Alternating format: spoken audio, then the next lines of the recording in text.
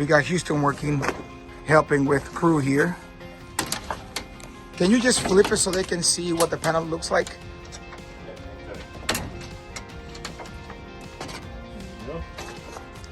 Let's get a little close up on the panel so you can see. Alright guys, so what we have here is the Jinko 375 66 cell panels. These are actually half cell panels, so each one of these little boxes here is a half of a total cell. So you get 132 of those running back and forth. As soon as the sun hits these things, it's producing energy. You can kind of see here where it's starting to change a little bit. Once that all flows through the panel, it comes out the back. We've got our setup back here, and this is going to plug directly into the microinverters, which will convert the DC energy that the solar system is producing into AC so that the house can use it. Pretty cool setup. Should be powered on too.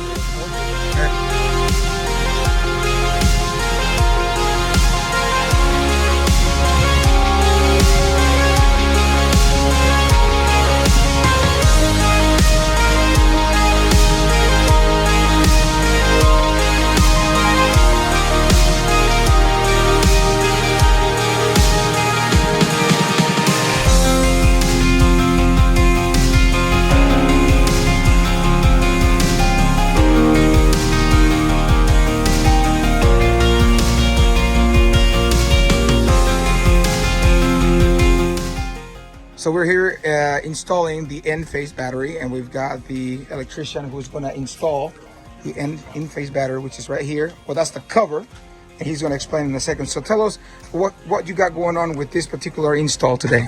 With this particular install, we really don't have a lot of room on the house and where the service entrance is, and so we're most likely going to have to put it in the garage, so we'll have to go with the customer. Basically, we'll have to come, I'll have to put the smart switch right next to the main service panel, and then I'll have to find a way to come up and then stuff into the attic, and then I'll have to run THH in, which is similar. It's the braided wire like this. It's similar to that. And once I'm in the attic, I'm gonna have to put a J box, and then I'm gonna have to convert it over to Romex, which is gonna be an 8.3 Romex to go over to the battery, or a 6.3, sorry, to go over to the battery setup and then power the battery setup. It's pretty heavy. So tell us about the smart switch. So what will this do, and how do you put it together? So the smart switch, I believe through magnetism, once the power goes down, the grid goes down, the smart switch will detect it, and it's got an automatic transfer switch which is going to swap over to the battery backup power, and then whatever loads that the customer chooses, it'll then power those loads until the grid comes back up. It'll detect that, it'll switch back over and allow the grid to go. What do we got over here? Also on the smart switch, you actually have to take about,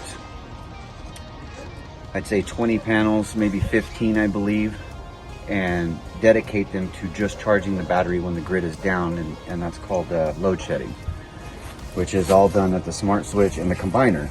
This is the Enphase combiner, and essentially we'll install 20 amp breakers. They're gonna allow the solar panels to produce the energy into the combiner and send it back to the city so they can basically deplete their bill.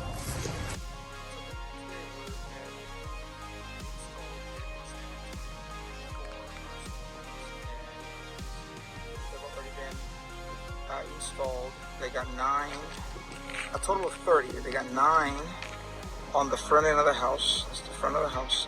So there's 9 that are completely installed already. And they've got another 19. Yeah. It's a total of 30 to the rest. So it'll be another 21 over here. So 21 panels are going to go over here.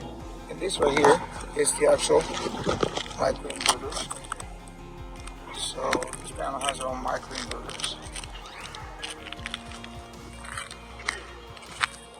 This job will probably take just a day, so they'll be done by today. This will take a close look at the panels. So, biggest benefit here for our customer is that they're going to be saving a lot of money every month. And they also have battery backup, which is something that I'll show you later. But they've got the battery backup to make sure that whenever the power is out, the smart switch will turn on their power when there's no power, so they can have power until they get power back, and it'll automatically turn off and then once the power is back. So happy to help these customers. If you have any questions, give us a call. Power Up Soul. So this is the battery. Is the Enphase battery, and it's one of the new ones.